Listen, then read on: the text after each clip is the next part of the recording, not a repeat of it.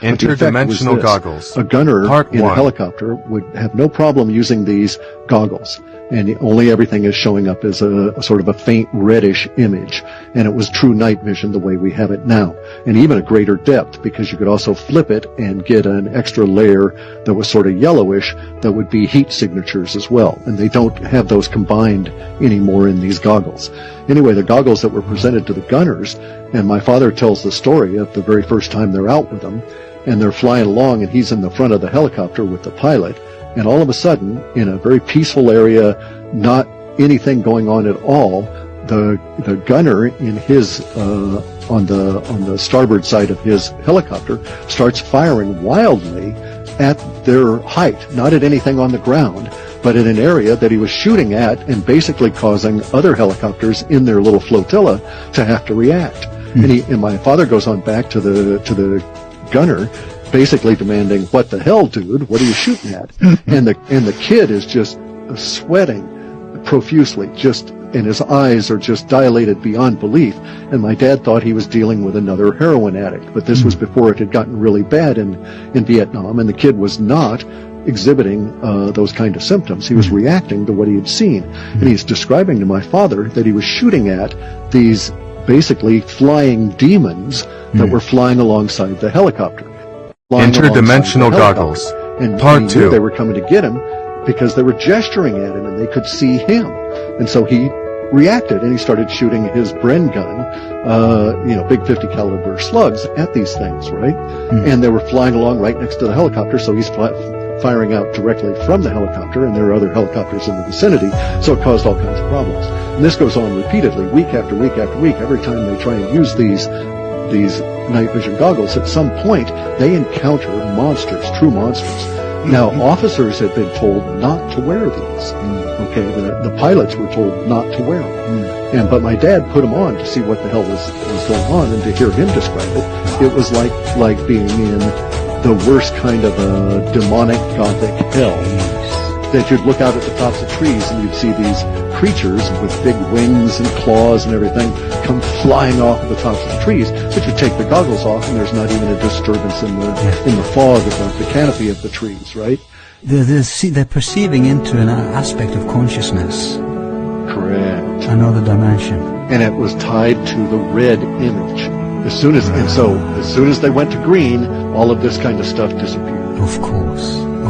And we don't have time. Yeah, I know. Me studying Pythagoreanism and vibrations, we could speak a lot about this, but let's not even go there. Interdimensional goggles. Are these Part connected to 3. the modern night vision goggles people used to see UFOs? Correct. Third generation or whatever they're called.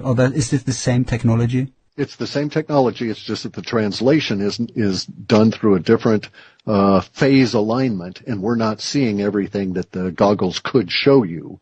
And they don't connect it to heat signatures either, right? Organic. They don't do that, and then they also don't do it with a red display. Now, the red aspect of it is interesting because the green display comes from electrons, not photons, okay? And it comes from an electron transmission. Presumably, they were still doing electron transmission. They were just turning it into a red filter. That keeps it more material. Exactly. And at this stage, though, in Vietnam, when they introduced them, it was brief. The whole project lasted about 60 days, and then it was all canceled. And the people that... Of course, it was so impractical. Correct. I mean, your flotilla is shooting at each other, right? Suddenly they had a new enemy. Right, Don't let them know. One that bullets didn't bother, right? Please say you inherited one of these goggles from your father. No. Oh, damn. No. That kind of stuff never happened. My dad was at a level of the military where we had to be very concerned because he used to do CID, internal criminal kind of investigations, right? Yeah. And so his clearances and stuff were always checked. So he was by the book kind of a fellow insofar as the military was concerned at that level. Interdimensional goggles. Part 4. Because I was ready to book a flight to Northwest America now. I'll just cancel. Well, it. apparently we would not want to do this anyway because my father said that the single exposure, and in terms of him describing it, made you mad. The single exposure to the goggles that he would put on that one time had an unsettling effect on him for several weeks afterwards. Right. And the people that wore the red goggles, the gunners and these kind of people, were unstable at best for months. Many of them were cycled right out of the war as a result of this experience. Yep, that so fits with the whole Vietnam War anyway. And you couldn't tell the difference. Everybody went crazy over there. Right. But here these guys had a real reason for doing it because of the images coming in and the radiation probably. But, I mean, imagine the energies letting loose in Vietnam at the time. No wonder that was attracting those kind of manifestations. You're right. Now, maybe the manifestations are there continuously, always around us, but they just don't disturb us. It's just a strata of reality, right? Right, because we don't see them, right. And see, so here's the thing. Indeed, if we're looking at automated kinds of systems and so on, there's nothing to say that, we use projectile weapons, but that's not the only way to think of fighting wars and doing protective systems and so on.